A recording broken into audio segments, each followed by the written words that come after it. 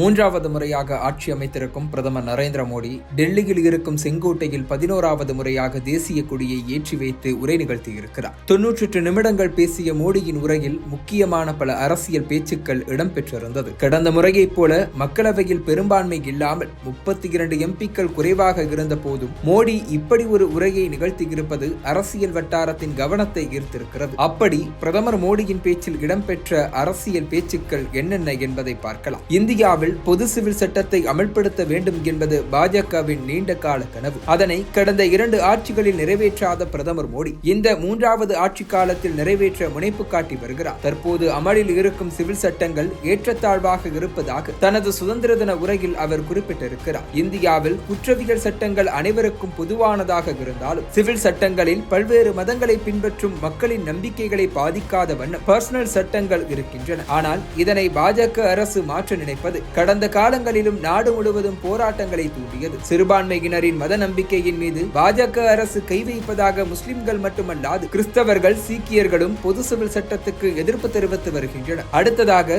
ஒரே நாடு ஒரே தேர்தல் எனும் பாஜக அரசின் கொள்கையை நிறைவேற்ற வேண்டியதன் அவசியத்தை குறித்தும் பிரதமர் மோடி பேசியிருக்கிறார். இந்த திட்டத்திற்கு ஏற்கனவே பல மாநில அரசுகள் எதிர்ப்பு தெரிவித்துள்ளன. இந்நிலையில் முன்னாள் குடியரசுத் தலைவர் ராம்நாத் கோவிந்தின் அறிக்கையை குறிப்பிட்டு அரசியல் கட்சிகள் ஒரே நாடு ஒரே தேர்தல் என்பதன் அவசியத்தை உணர்ந்து கொள்ள வேண்டும் என பேசியிருக்கிறார் மோடி. பெண்களின் பாதுகாப்பு குறித்து பேசிய பிரதமர் மோடி மேற்கு வங்கத்தில் மருத்துவமனையில் பெண் மருத்துவர் பாலியல் வன்கொடுமை செய்து கொல்லப்பட்ட சம்பவம் குறித்து மறைமுகமாக சாடியிருக்கிறார். ஏதாவது ஒரு சம்பவம் நடக்கும் போது மட்டுமே செய்திகள் வருகின்றன. ஆனால் குற்றவாளிகள் தண்டிக்கப்படுவது பற்றி எதுவும் பேசப்படுவதில்லை. அதனால்தான் பயமில்லாமல் போய்விட்டது. பெண்களை தொந்தரவு செய்பவர்களின் மனதில் பயத்தை பதிய வைக்க வேண்டிய தேவை இருக்கிறது என மோடி பேசியிருக்கிறார். ஏற்கனவே மேற்கு வங்கத்தில் குற்றவாளிகளை பாதுகாக்க மம்தா அரசு முயற்சி செய்வதாகவும் போலீஸ் குற்றம் செய்தவர்களை விட்டுவிட்டு ஒரு பலியாட்டை கைது செய்திருப்பதாகவும் குற்றச்சாட்டு எழுந்திருப்பது குறிப்பிடத்தக்கது. இதேபோல மற்ற எதிர்க்கட்சிகளையும் மறைமுகமாக தாக்கி இருக்கிறார் பிரதமர் மோடி.